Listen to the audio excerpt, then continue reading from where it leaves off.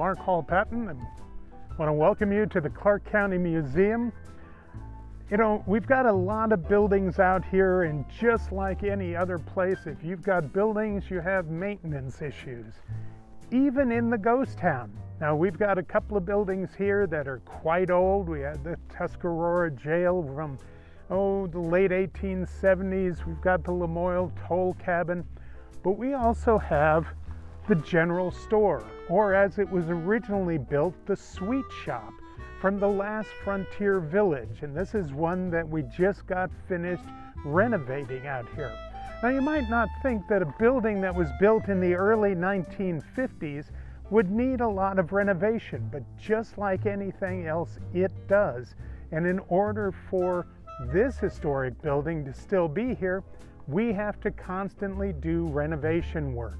In this case, we just replaced the plexiglass in the front windows. We replaced the mesh that you can't really see probably in what you're seeing right now. But when you look inside the bars on the front door there's a metal mesh just inside of that.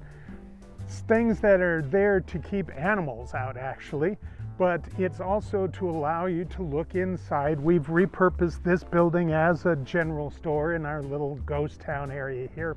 But this was originally built in the early 1950s. We count it as a more modern building, but you think 1950s, this is already 70 years old, and it hasn't been treated real well in much of its existence, because for the first 15 years it was down on the strip in the last frontier village. But after that was taken down, this was moved out to Fort Lucinda, and it was just sat down out there and just left. And it sat there for years, for a couple of decades, and basically started falling down, as did all the buildings that were left from the last frontier village. This was one of the 3 buildings, along with the Tuscarora Jail and the Lamoille Toll Cabin, that were able to be moved in the late 1970s when they were offered to the museum. So we moved them out here to the museum. We set them down here and sort of created this little ghost town area just to give you a feel for what a ghost town would be like if you don't get out to see a real one. And we've maintained them over the years so that when you come out to the museum, you can get that sense.